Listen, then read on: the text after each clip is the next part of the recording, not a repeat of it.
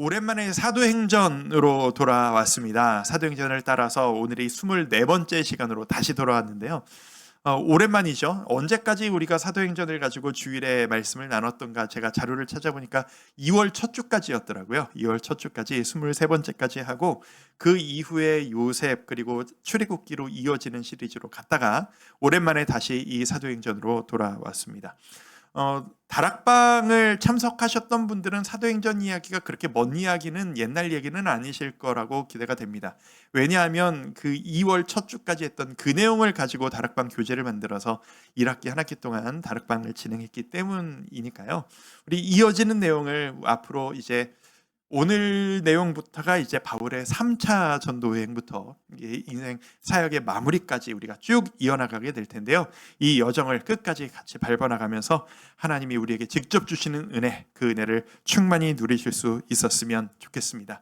제가 이번 주에 사도행전을 오랜만에 묵상하면서 정말 뜨거운 가슴을 경험했습니다. 뜨거운 가슴을 경험하고 이게 오랜만에 또 마침 요즘에 제가 교회를 점검하고 우리 주함기교회가 어떻게 하면 더 좋은 교회로 하나님 기뻐하시는 교회로 갈 수 있을까 점검을 하던 차에 교회를 세워나가는 성령의 역사인 이 사도행전을 봤을 때 제 마음속에 뜨거운 것들이 있었습니다.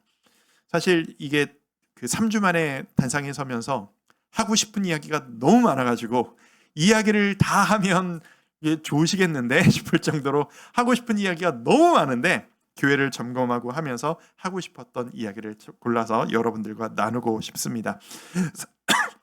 3차 전도여행의 과정을 오늘부터 시작하는데요.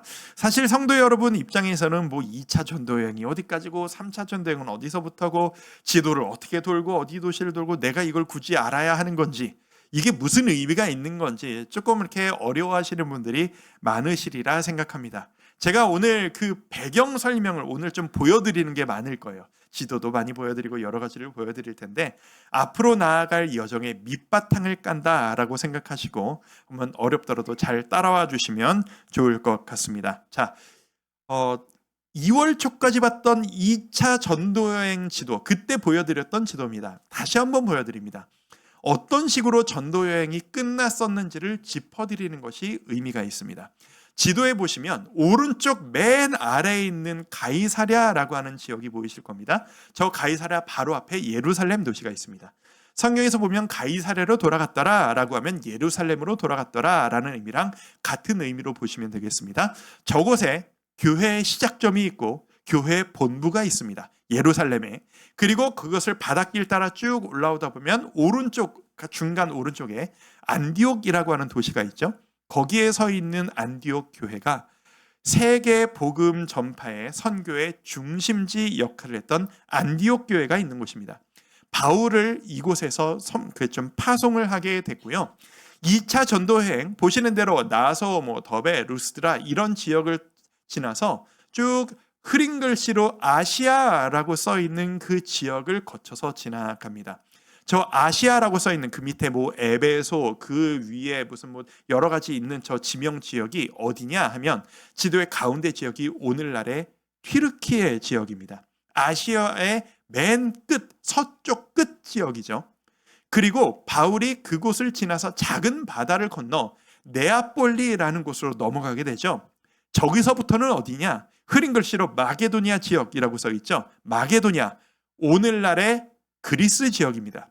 저기서부터 유럽이 시작되어졌습니다. 하나님께서 이 전도여행을 떠나는 바울을 바라보실 때 바울은 원래 유럽까지 갈 생각이 없었거든요. 근데 2차 전도여행 때 하나님께서 바울을 이끌어 주셔서 유럽으로 그 당시 세계의 중심이었던 곳으로 바울을 이끌어가기 시작하십니다. 너무 처음 듣는 얘기처럼 생생하게 들어주셔서 제가 지금 신이 나고 있습니다.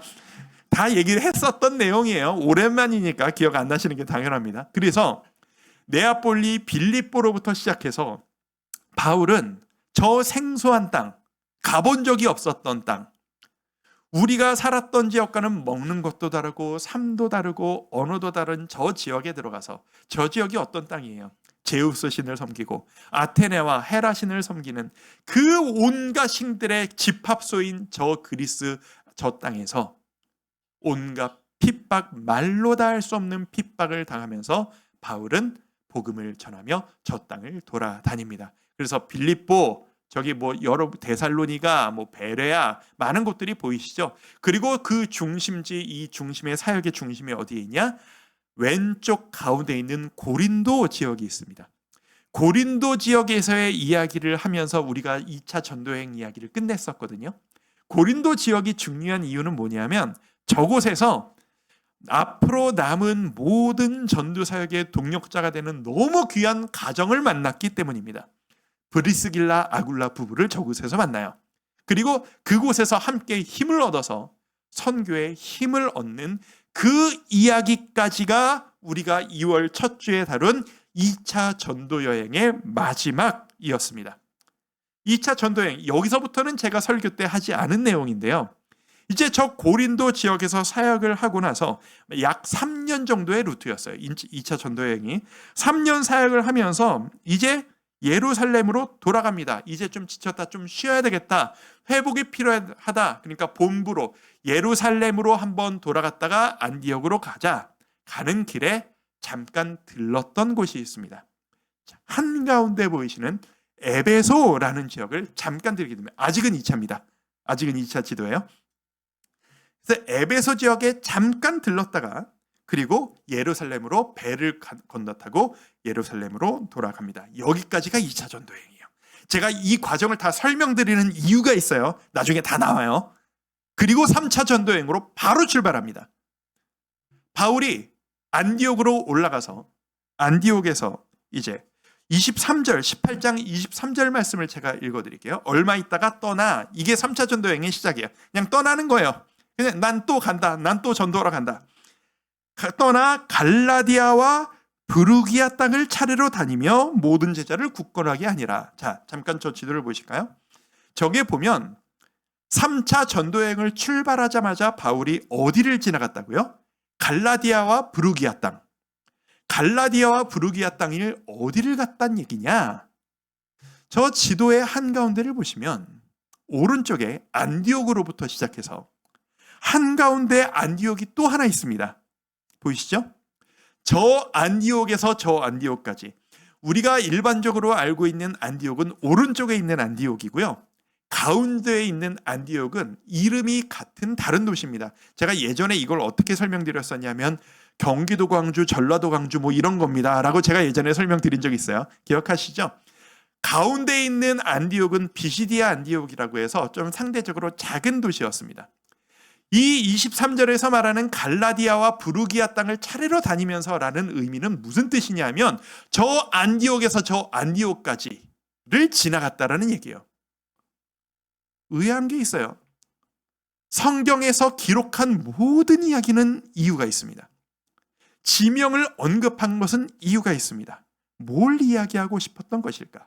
3차 전도여행 지도 보니까 2차 전도여행이랑 겹치는 부분 보이지 않으세요? 2차 전도여행 다시 한번 보여주실래요? 저 지도에서도 2차 전도여행을 시작할 때 안디옥부터 또 다른 안디옥까지 지나갔었어요. 모양이 보이시죠? 3차 전도여행 보여주세요. 똑같은 루트를 지나가죠. 이 성경에 바울이 갈라디아와 브루기아 땅을 지나갔다라는 말을 굳이 기록한 이유는 바로 이것입니다. 2차 전도 여행 때 만났던 사람들을 다시 만나고 싶었던 거예요. 내가 그곳에서 복음을 전해서 예수를 믿었던 사람들, 그곳에 세워졌던 교회들 잘 있는지, 여러분 흔들리지 않고 신앙생활하고 계십니까? 여러분을 향한 핍박 가운데서도 여러분 신앙을 잘 지키고 계십니까? 너무 보고 싶어서 그곳을 방문하고 있는 겁니다. 그리고 저 비시디아 안디옥에서 바로 꺾어지듯 예전에 들렀던 에베소로 내려가게 됩니다. 바로 이곳 에베소에서의 내용이 오늘 우리가 함께 읽은 내용의 시작 부분이 되겠습니다. 자, 지도를 보면 참 많은 설명을 했는데 어디까지 지금 머리에 담기셨을지 모르겠어요. 자, 에베소에 온 이 시점에서 오늘의 이야기가 시작되어집니다. 제가 이 바울의 여정을 바라보면서 정말 하고 싶은 이야기가 많아요. 근데 그 중에서 세 가지만을 딱 꾸렸습니다. 교회를 점검하고 제가 우리 교회가 어떻게 서야 할까를 점검하다가 오늘 이 사도행전 말씀을 통해서 저에게 주시는 저를 향한 도전이 있었습니다. 그 세 가지를 여러분들과 공유하고 싶습니다. 첫 번째입니다. 바울을 향해 깨닫는 교훈. 첫 번째, 삶의 여정의 주도권을 주님께 맡기자라는 겁니다. 같이 한번 읽어보실까요? 시작. 삶의 여정의 주도권을 주님께 맡기자. 여정의 주도권, 내가 어디로 갈까? 무슨 일을 할까? 어떤 선택을 해야 할까라는 주도권을 주님께 넘기자라는 이야기입니다. 말씀드린 대로 오늘 성경 본문의 배경은 에베소예요. 이 에베소는 선교적으로 봐도 너무나도 중요한 요충지고요. 3차 전도여행의 중심지가 되었던 곳입니다. 아까 지도를 기억하실지 모르겠지만 바울은 지금 이곳에 처음 온 게 아닙니다. 2차 전도여행 때 이곳을 들렀던 적이 있어요. 제가 18장 19절을 한번 읽어드릴게요. 18장 19절. 자, 에베소에 와서 그들을 거기 머물게 하고 자기는 회당에 들어가서 유대인들과 변론하니. 자, 이야기는 이런 이야기입니다. 2차 전도여행 마무리 때 제가 설교 때 언급하지 않았던 중간 내용이에요. 고린도에서 브리스길라와 아굴라와 바울이 사역을 함께 신나게 하다가 이제 돌아가야 되겠다라고 돌아가는 길에 브리스길라 아굴라가 바울을 따라옵니다. 어디까지요? 에베소까지요. 애초의 계획은 에베소까지 가서 거기에서 배를 갈아타고 예루살렘으로 돌아가는 게 원래 계획이었어요. 그런데 이 바울, 이 열정 넘치는 바울은 그곳에서도 쉬지를 않습니다.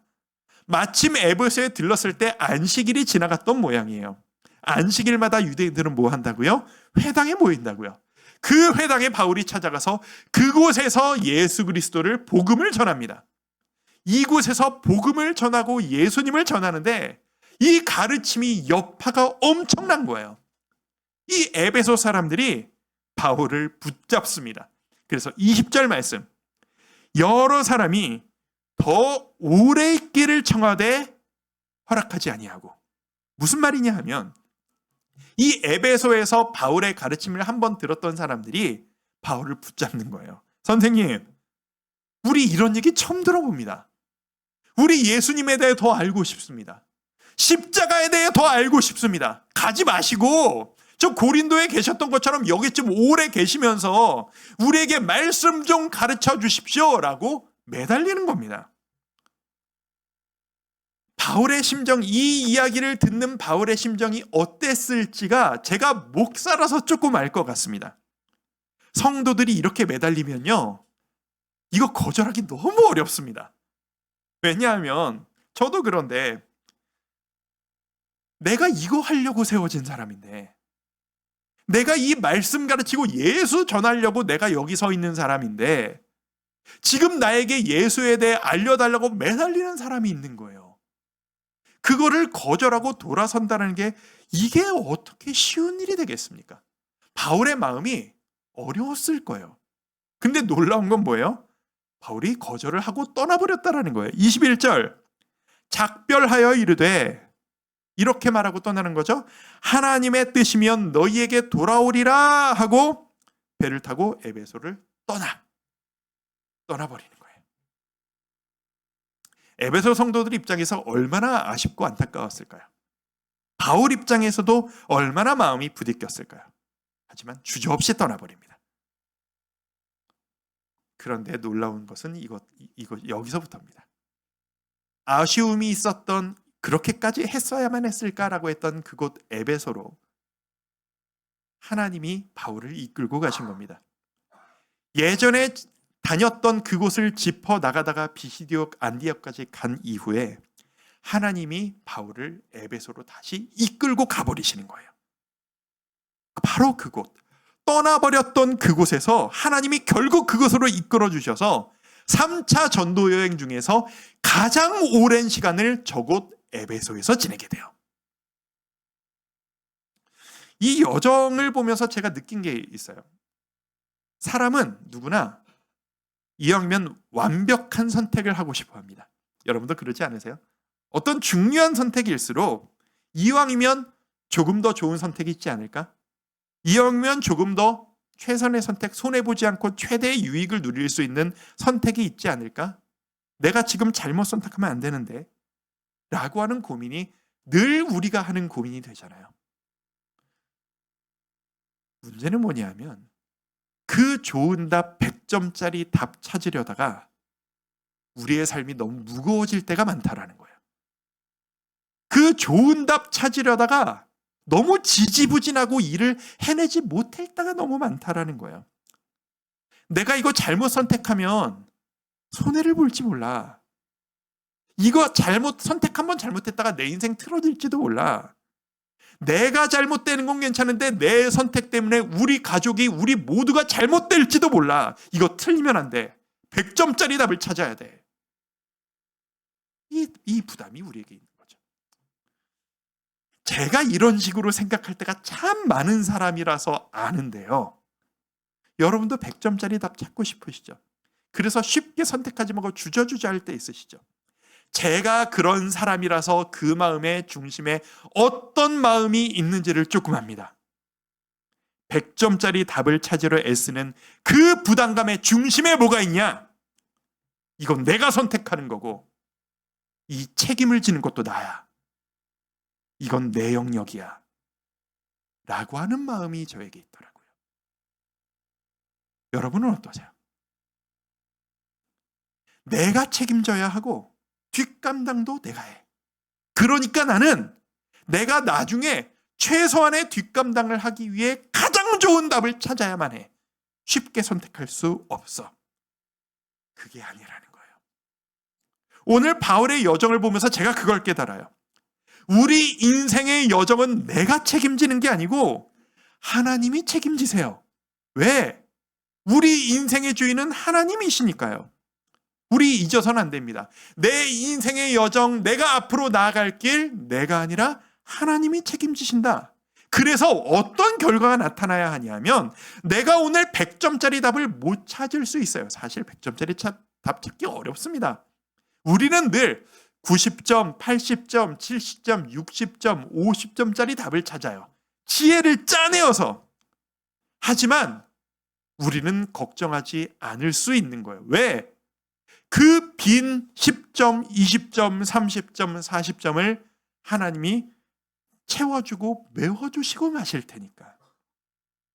그래서 이 바울의 선택이 저는 너무 아름다워 보이는 겁니다. 저와는 다른 식으로 선택하는 바울의 모습이 너무 도전이 되는 거예요.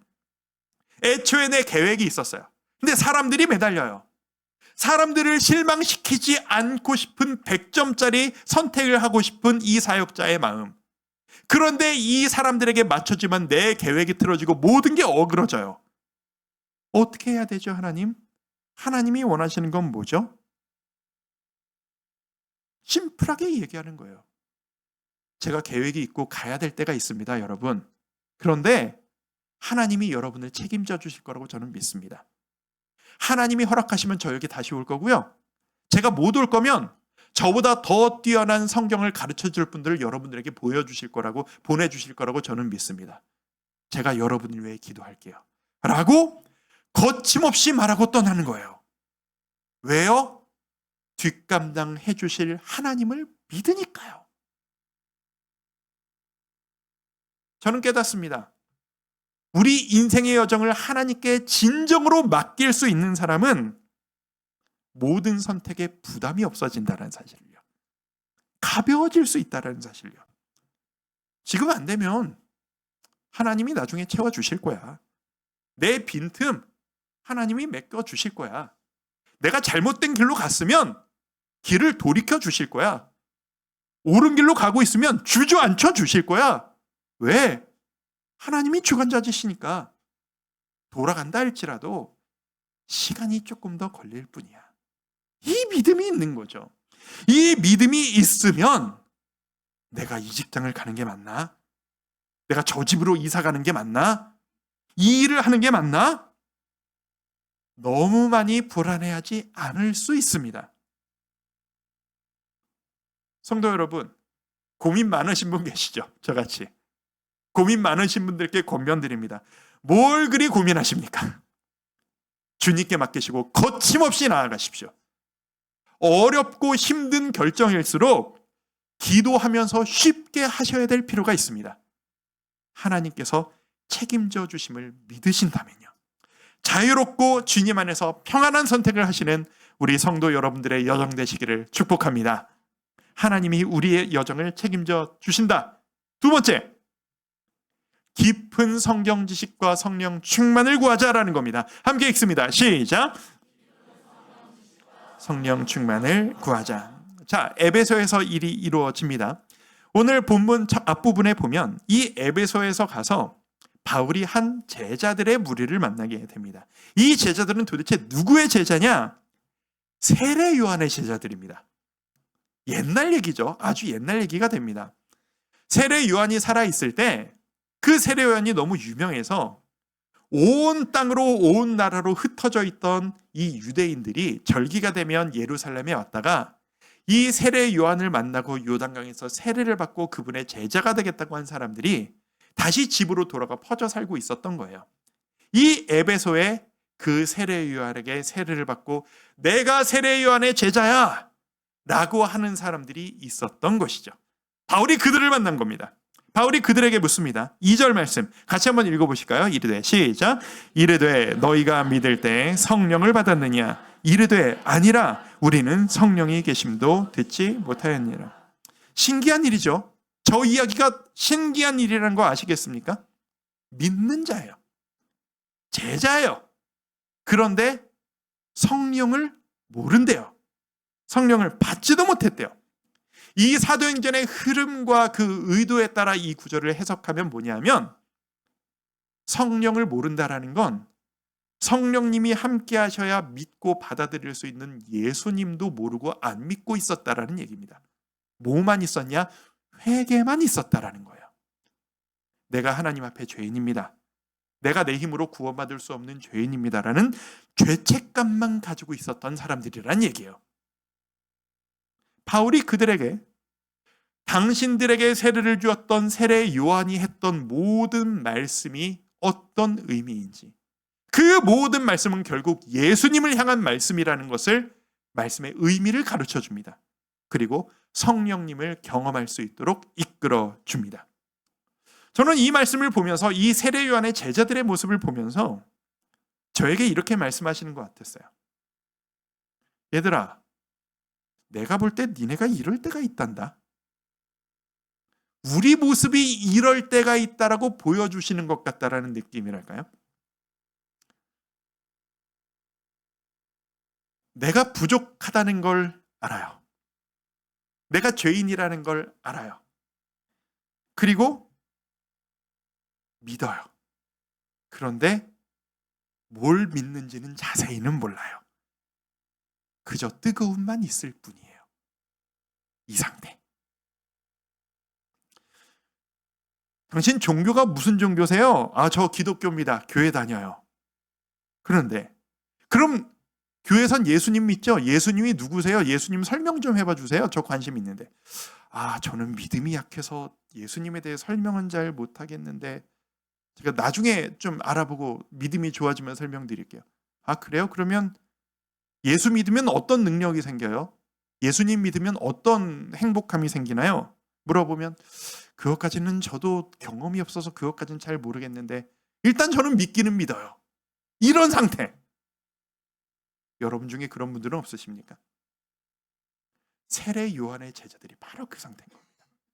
믿어요. 바울을 만나기까지 이 에베소 지역에서 유대 사람들 사이에서 얼마나 목에 힘이 들어가 있었겠어요. 내가 세례 요한을 만났다 이거예요. 내가 세례를 받고 죄 씻음의 상징을 받았다 이거예요. 힘이 들어가요. 그런데 정작 예수님도 모르고 성령 체험도 없어요. 이 공허함. 바울이 이 사건을 경험한 이후에 결단을 합니다. 뭘 하느냐? 이 에베소 지역에서 본격적으로 말씀을 가르치기 시작합니다. 이대로는 안 되겠다, 이곳에서.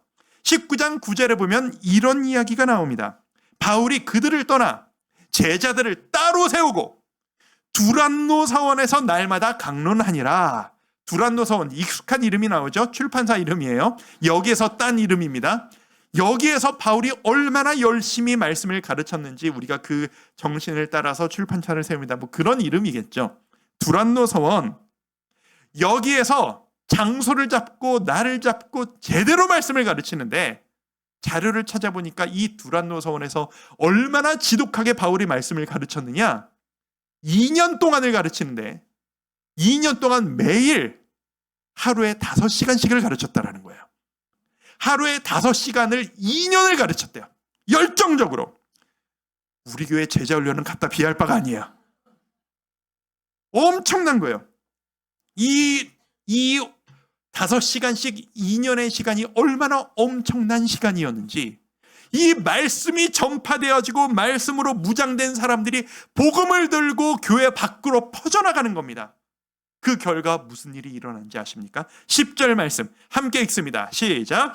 2해 동안 이같이 하니 아시아에 사는 자는 유대인이나 헬라인이나 다 주의 말씀을, 이게 얼마나 엄청난 말씀인지 아시겠어요? 2해 동안 이렇게 해서 에베소에 있는 모든 사람들이 예수님에 대해 들었다가 아니에요. 아시아에 사는 자는이에요. 이 도시 바깥의 모든 도시 그 지역의 사람들이 예수님의 복음을 믿든 안 믿든 다 들어보았고 전도를 받아보았다라는 얘기예요. 이 놀라운 말씀 교육의 기록이 있은 이후에 성경은 의도적으로 다른 이야기를 그 결과가 이래라고 붙입니다. 말씀이 가르쳐진 곳에 이런 일이 일어나. 그게 뭔지 아세요? 성령의 역사가 일어나요. 말씀을 가르쳤더니 그 땅에 성령의 역사가 일어나요. 사람들이 변화가 일어나요. 삶이 바뀌어요. 행복을 추구하기 행복을 회복하기 시작해요. 거짓 것들을 버려버리기 시작해요. 귀신이 떠나가고 병이 낫는 역사가 일어나요. 어떤 곳에? 말씀이 흥왕했던 곳에. 주와 함께 교회 성도 여러분, 성령 충만하기를 원하십니까? 성령 충만하기를 원하십니까? 성령 충만은 무턱대고 눈 감고 부르짖으며 주여 주여 한다고 성령 충만해지는 게 아닙니다. 성경의 원리에 따르면 말씀을 공부하고 예수님을 깊이 알아갈수록 그곳에 성령의 충만한 임재가 임합니다. 그러니 성도 여러분, 대답들 하셨죠? 성령 충만하길 원하신다면 방학이 끝나갑니다. 다시 성경을 펴셔야 합니다. 성경 통독하셔야 합니다. 묵상하셔야 합니다. 공부하셔야 합니다. 2학기 때 장이 펼쳐질 겁니다. 기대하십시오. 성경 통독 장이 열릴 거고요. 강제로 시키진 않습니다. 큐티가 진행되어질 거고요. 전폭이 진행되어질 겁니다. 여러분들과 함께 이 말씀을 나누고자 하는 장들이 펼쳐질 겁니다. 말씀, 성령 충만, 중요한 건요, 이 두 가지가 반드시 함께 가야 한다는 거예요. 말씀에 지식이 없는 성령 충만, 이것처럼 위험한 게 없어요. 하나님이 뭘 원하시는지 모르겠는데 성령의 뜨거움과 능력은 있어. 이렇게 위험한 게 없습니다. 반대도 마찬가지예요. 성경은 너무 잘 알아요. 근데 주님을 향한 뜨거운 사랑이 없어요. 냉랭해요. 말씀을 가지고 머리가 커져서 남을 판단해요. 말씀을 가지고. 또 이것처럼 위험한 게 없습니다. 여러분은 지금 어떤 상태십니까? 여러분의 머릿속에 말씀의 지식이 차 있으십니까? 여러분의 가슴에 성령의 뜨거운 상태가 유지되고 계십니까? 이 둘 다를 누리시는 여러분들 되시기를 축복합니다. 아무리 봐도 말씀과 기도를 통한 성령 충만, 이거 외에 교회가 갈 길은 없어요. 우린 끊임없이 본질로 돌아가야 합니다. 마지막 세 번째입니다. 세 번째가 가장 중요합니다. 함께 읽습니다. 시작. 사랑하자. 사랑하자. 심플하죠? 사랑하자. 누굴 사랑해요? 하나님을 사랑하고, 말씀을 사랑하고, 성도를 사랑하고, 이웃을 사랑하고, 가족을 사랑하고, 나 자신을 사랑하고. 3차 전도여행 지도를 다시 한번 보여드립니다. 21절 말씀을 같이 한번 좀 읽어볼까요? 지금 에베소에서 있었던 일입니다.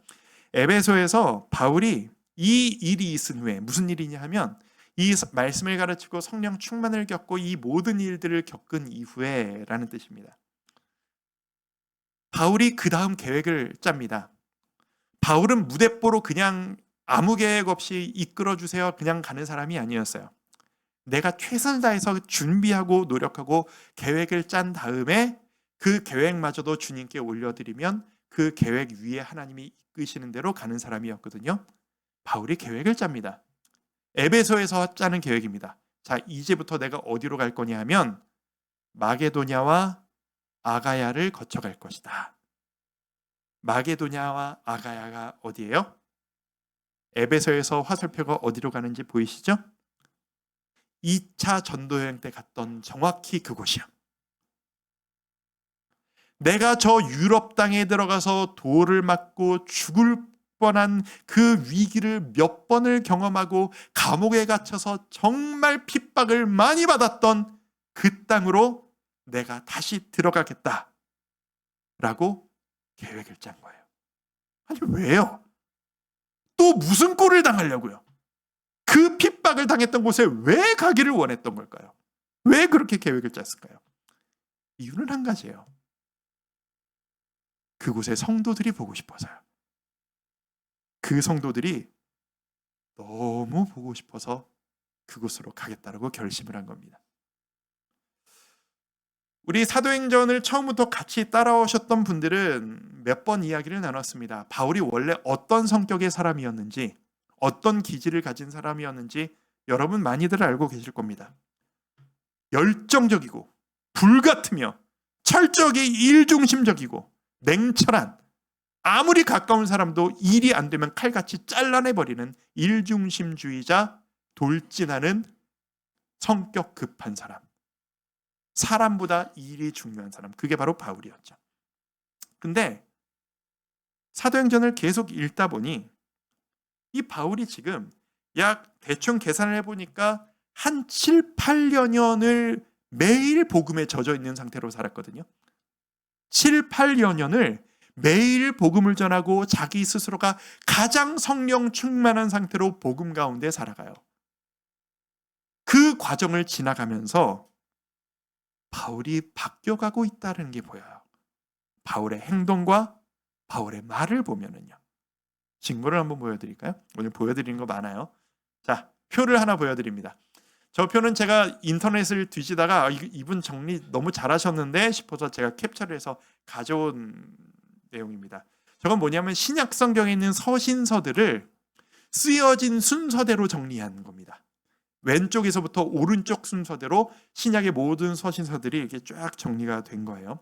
저쪽에서 회색으로 된 건 다른 사람이 쓴 거고요. 저렇게 파랑, 노랑, 빨강 색깔이 있는 게 바울이 쓴 서신서들입니다. 위에 보면 1차, 2차, 3차 저렇게 돼 있죠. 저게 뭐냐면 1차 전도여행 때 저 갈라디아서를 썼다. 이런 이야기예요. 2차 전도여행 중에 데살로니가 전후서를 썼다. 이런 식의 이야기가 돼요. 그리고 오늘 보신 3차 전도여행, 지금 에베소에 머물러 있는 상태잖아요. 에베소에서 뭐를 쓰냐? 저기 위에 3차 위에 두 개 있는 고린도전서, 고린도후서를 그 에베소에서 2년을 기다리면 거기 머물면서 거기에서 저 고린도 전후서를 써요. 성경을 보실 때 저 순서대로 성경을 보시면 놀라운 것을 발견하실 수 있습니다. 바울의 사역 초기에 썼던 갈라디아서와 죽기 직전 마지막에 썼던 디모데전후서, 디도서 같은 책을 보면 이게 같은 사람이 쓴 책이야? 싶을 정도로 분위기가 달라요. 맨 처음에 쓴 책이 뭐라고요? 갈라디아서입니다. 1차 전도여행 중에 썼어요. 여러분 1차 전도여행 때 무슨 일이 있었는지 기억하세요?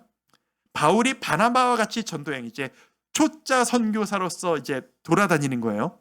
돌아다니면서 성격이 불같아가지고 일이 안 되니까 1차 전도여행 끝나자마자 바나바 대판 싸우고 교회 두 쪽으로 갈라놓고 싸워서 우리 같이 하네 나눠졌던 혈기 있었던 그 바울입니다. 그 바울이 썼던, 그때의 바울이 썼던 책이 갈라디아서예요. 갈라디아서 내용이 어떤 내용인지 아세요? 이런 식의 내용이에요.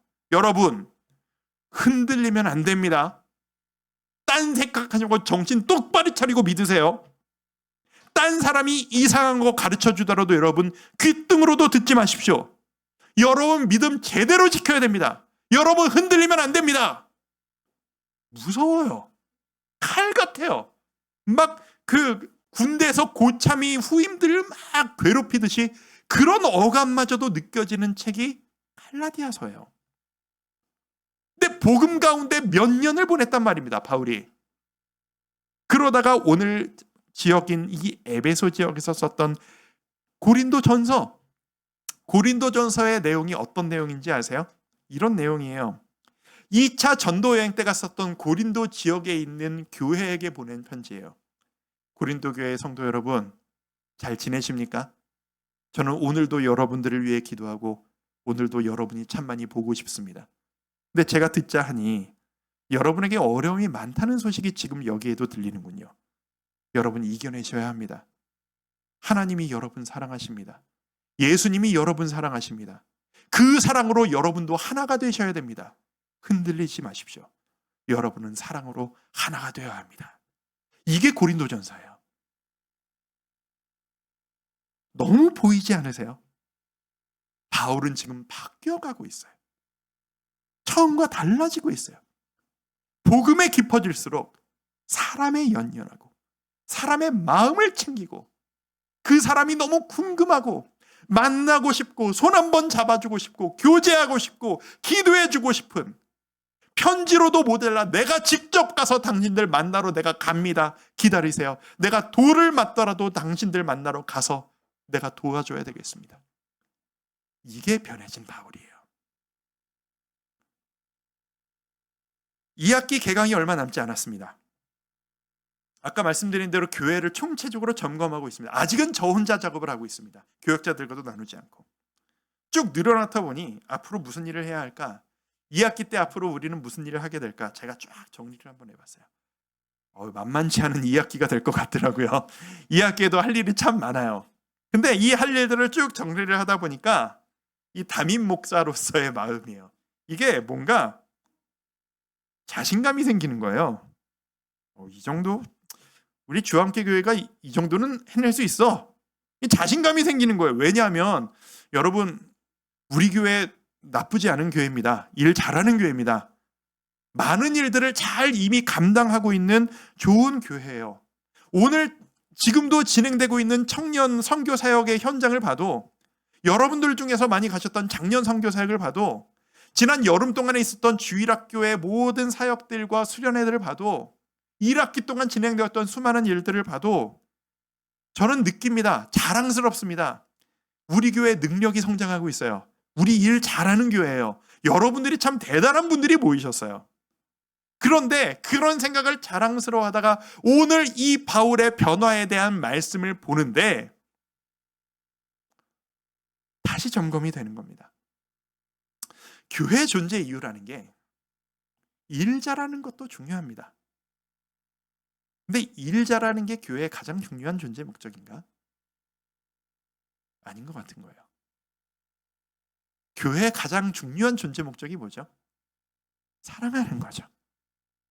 하나님을 사랑하고 내 이웃을 내 몸과 같이 사랑하고 그 사랑을 세상으로 전하는 것. 사랑이 없으면 아무것도 안 되는 거예요. 우리가 잘할 수 있는 일 리스트를 보면서 제가 그 옆에 정리를 하기 시작했습니다. 우리 주와 함께 교회 자랑스럽지만, 우리 성도님들 자랑스럽지만 우리가 일 잘하고 있는 만큼 사랑하고 하나 되는데도 성장하고 있나? 성장하는 만큼 사랑하고 있나? 구분할 필요가 있습니다, 성도 여러분. 일을 잘한다라는 건요, 내가 마음이 어떤 마음이건 대외적으로 내가 할 일을 잘 해내는 능력이 있다라는 뜻이고요. 사랑한다는 건요, 어떤 일을 잘 해내던 못 해내던 그 마음의 내 중심이, 나의 마음이 지금 어떤 상태인가에 대한 이야기입니다. 별개의 가치예요. 동시에 갈 수도 있고요, 동시에 하나만 할 수도 있어요. 사랑 없이 일 잘하는 거 가능하고요, 일은 못하지만 사랑 잘하는 것도 가능해요. 제일 좋은 건 둘 다 하는 거겠지만, 만약 교회가 사랑은 하나도 없는데 일은 엄청나게 잘해, 사명 잘 감당해, 이렇게 되면 하나님께 어떤 평가를 받게 되시는지 아십니까? 요한계시록에 바로 똑같은 평가를 받은 교회가 있습니다. 2장 4절에 보면 함께 읽어보겠습니다. 시작. 그러나 너를 책망할 것이 있나니 너의 처음 사랑을 버렸느니라. 책망을 받습니다. 이 교회가 이 앞뒤를 보면 일 잘한다는 칭찬을 엄청 하십니다. 너희가 말씀을 전하고 주의 핍박에 굴하지 않았고 여러 가지로 남들을 도왔고 일 정말 잘하는구나. 그런데 내가 그것 때문이 아니고 이것 때문에 너를 책망하고 싶다. 너 나를 사랑하니? 너희끼리 서로 사랑하니? 너희 이웃을 사랑하고 있니? 이 교회가 어디 교회를 향한 평가인지 아세요? 에베소 교회를 향한 평가입니다. 바울이 2년 동안 5시간을 가르쳐서 온 아시아에 복음을 전했던 이 뜨거웠던 에베소 교회를 향한 평가입니다. 이 뜨거웠던 에베소 교회가 시간이 지나면서 첫사랑이 식은 거예요. 하지만 일은 열심히 하는 거예요. 책망하시는 거죠. 내가 너의 촛대를 옮기리라. 교회를 무너뜨려 버리겠다는 선포거든요. 그렇게까지 하실 정도로. 2학기와 함께 슬슬 많은 것들을 풀어놓기 시작할 겁니다. 제가. 그런데 그 할 일들보다 먼저 점검해야 할 것이 있다는 걸 깨닫습니다. 우리 교회 사랑하고 있나? 내가 우리 만나는 우리 성도들 내가 사랑하고 있나? 우리 아이들 내가 사랑하고 있나? 일만 열심히 하고 내가 얼마나 잘하는지를 보여주겠어. 내가 노하우가 많아. 라는 것이 아니라 이곳에 나를 처음 불러주셨던 그 뜨거움의 감격과 눈물을 유지하면서 내가 지금 하나님을 얼마나 사랑하나? 내가 지금 이 일을 열심히 하는 근본적인 이유가 무엇인지를 내가 지금 알고 열심히 일하는 건가? 하나님이 어떤 사람을 기뻐하실까요? 냉랭한 진리의 수호자. 이런 사람을 하나님이 기뻐하실까요?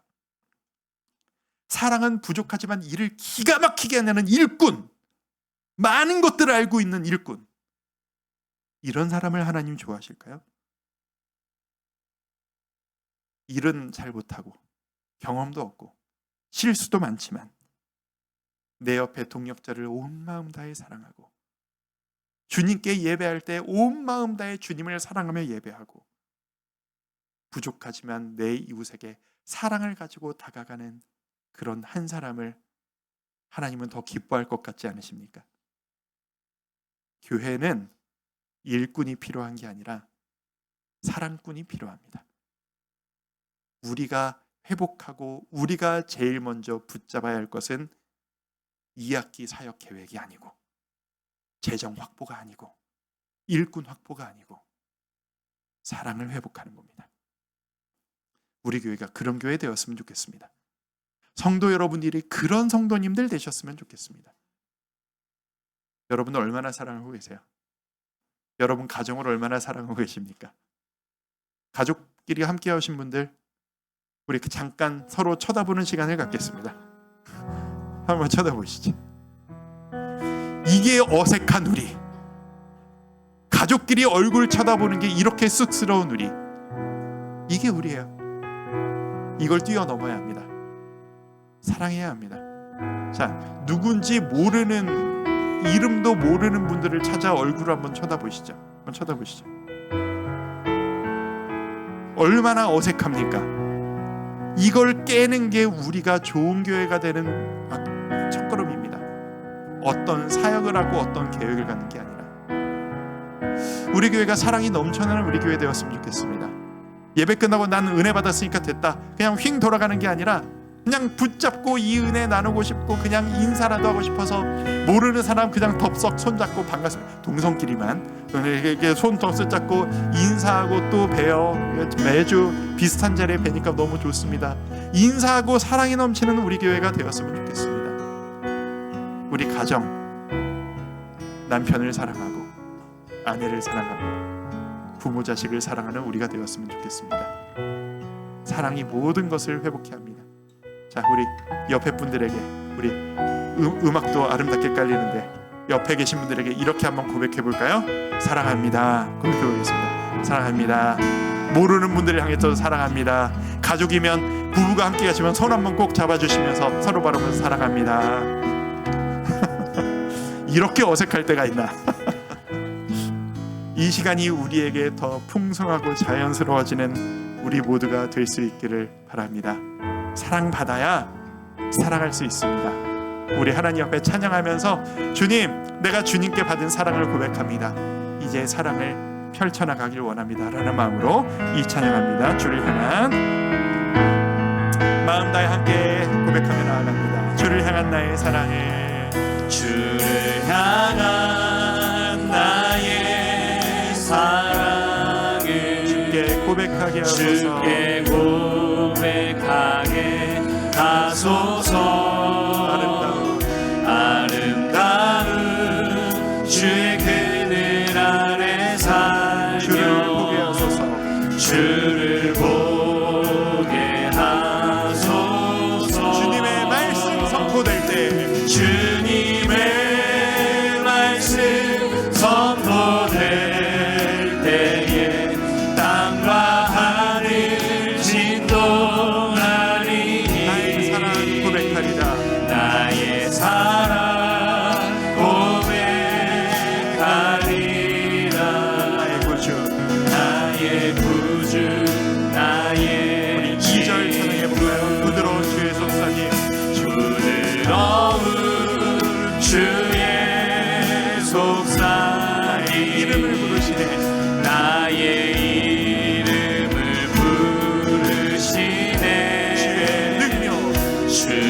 능력 주의 영광을 보이사 성령을 부으소서. 메마른 곳 거룩해지도록, 메마른 곳 거룩해지 내가 주를 찾게 하소서. 내가 메마른 나의 심령, 메마른 우리의 가정 거룩해질 수 있는 내 모든 것, 모든 것 주께 드리리. 나의 구주, 나의 구주 나의 지 메마른 곳 거룩해지도록, 메마른 곳 거룩해지 내가 주를 찾게 하소서. 내가 주를 찾을 때 우리의 가정, 우리의 공동체가 거룩해집니다. 내 모든 것 주께 드리리. 나의 구주, 나의 구주 나의 친구. 한번 기도하겠습니다. 기도할 때 사랑받아야 사랑할 수 있습니다. 내 속에 사랑이 채워져야 사랑을 전달할 수 있습니다. 이 시간 하나님의 사랑을 구하며 좀 기도합시다. 주님, 내가 열심히 일하려고 했는데, 내가 열심히 뛰려고 준비했는데, 내가 능력을 보여주고 싶었는데 오늘 말씀을 통해 우리에게 깨닫게 해주셨습니다. 그거 하지 말고 너 먼저 사랑해라. 사랑해라. 교회를 사랑해라. 다락방을 사랑해라. 너의 공동체를 사랑해라. 너의 남편을 사랑해라. 너의 아내를 사랑해라. 너의 부모를 사랑하고 너의 자녀를 사랑해라. 그 말씀에 순종하며 나아갑니다. 주여, 사랑으로 채워주옵소서. 저도 사랑하겠습니다. 사랑받고 사랑하는 저와 우리 가정과 우리 교회 되도록 이끌어 주시옵소서. 함께 기도하며 나아갑니다. 기도하겠습니다. 아버지 하나님, 우리 마음 가운데 주의 사랑이 가득하게 넘쳐나기를 소망합니다.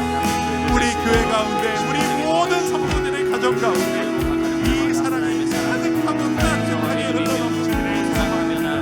아버지 하나님, 하나님 앞에 열심을 낼수록 우리 가슴이 맹맹해지고 차가워질 때가 있었습니다. 그것이 문제가 없다라고 생각했던 우리의 모습을 하나님이 지켜주시니 감사합니다. 아버지 하나님, 성령의 뜨거움이 우리 마음속에 살아있기를 원합니다. 하나님의 말씀의 뜨거움이 내 마음속에 있기를 원합니다. 하나님, 성령의 충만함을 누리며 그 능력 힘입어 하나님 앞에서 참 자유를 누리고 하나님 앞에서 참 사랑을 실천하는 우리 모두가 되어지기를 소망합니다.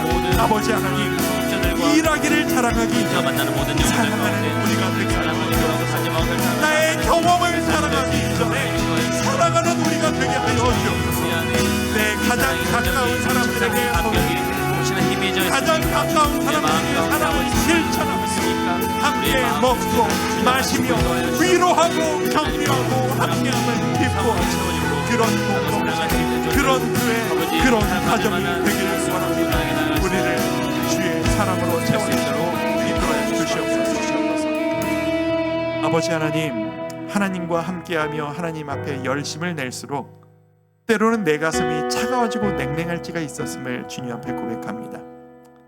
나는 많이 알아, 나는 많이 해봤어 라는 그 핑계로 이 차가운 가슴을 나 스스로 안위했던 그 모습을 주님 앞에 솔직하게 부끄럽게 고백합니다. 아버지 하나님, 우리에게 이 뜨거움이 회복되어지기를 소망합니다. 성령 충만한 우리가 되기를 소망합니다. 하나님의 사랑을 받고 누리고 전달하는 우리 교회, 우리 성도들 될 수 있기를 소망합니다. 아버지 하나님, 가장 사랑해야 하는 존재를 사랑하기 힘든 우리의 삶을 살아가고 있습니다. 주여, 주님의 놀라운 성령의 능력으로 주의 자녀들에게, 주의 백성들에게 사랑의 능력을 채워 주시옵소서. 남편이 아내를 다시 사랑하고 아내가 남편을 다시 사랑하고 그 사랑을 표현하며 자녀가 부모를 사랑하고 부모가 자녀를 사랑하며 교회 안에서 공동체가 서로를 사랑하고 순원이 순장을 사랑하고 순장이 순원을 사랑하며 우리 모두가 주님 안에서 사랑으로 하나 되어지는 그것을 가장 자랑거리로 주님 앞에 내놓는 그런 우리 교회, 그런 우리 공동체 될 수 있기를 소망합니다. 하나님, 열심히 뛰려는 노력 이전에 하나님으로 인해 뜨거운 우리 가슴이 생기기를 소망합니다. 기도하며 나아가오니 우리에게 충만한 사랑으로 가득하게 채워 주시옵소서. 사랑을 실천하는 우리 교회 되게 하여 주시옵소서. 예수님의 이름으로 기도드립니다. 아멘. 모두 자리에서 일어나셔서 찬송가 304장입니다. 그 크신 하나님의 사랑 말로 다 형용 못하네. 우리 1절 찬양하고 예배를 마무리합니다. 그 크신 하나님의 사랑 말로 다 형용 못하네. 저 높고 높은 별을 넘어 이 낮고 낮은 땅 위에 죄범한 영혼 구하려 그 아들 화목제물 삼으시고 죄 용서하셨네. 하나님 크신 사랑은 증량 다 못하네. 영원히 변치 않는 사랑 성도여 찬양하세.